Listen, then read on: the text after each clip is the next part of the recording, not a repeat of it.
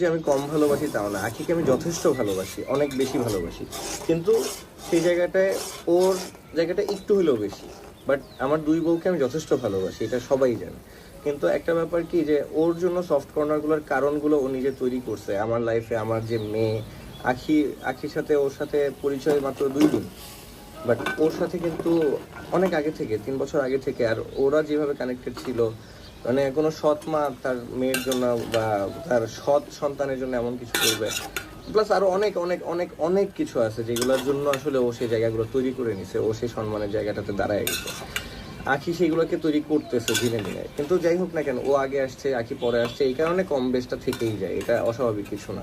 কিন্তু তার মানে এই না যে আমি ভালোবাসি না বা হচ্ছে গিয়ে কম ভালোবাসি, তা না। যে মানে ওরা শুধু মানে সংসারের জন্য রাখা, এরকম না। তোমরা এগুলো ভুল বোঝো, এইগুলা ভাই আমাদের মধ্যে এইগুলো কিছু না। ওইগুলো কিছু মানুষ করে, ওটা সবাই বুঝে, সবাই, যারা ভিউজের হ্যাঁ। আশায় আর এইসব ভিডিও বানায়। এইগুলা কি আমি বলি, মানে এই জায়গার সম্মানটা ওর প্রতি হেটার্স তোমরা হও বা না হও, কে কি করলে, আমি ওর সবসময় বলি কমেন্ট দেখার দরকার নেই। আমি কিন্তু দেখিও না। ও দেখেও না। কিন্তু আমার কথা হচ্ছে কি, মানে যেটা সত্য আমি তোমাদেরকে সেটা জানাইলাম। আর সবচেয়ে বড় কথা হচ্ছে, মানে জানাবো না কেন, এই মানুষটা এমনই, তার জন্য জানাইতে হয়।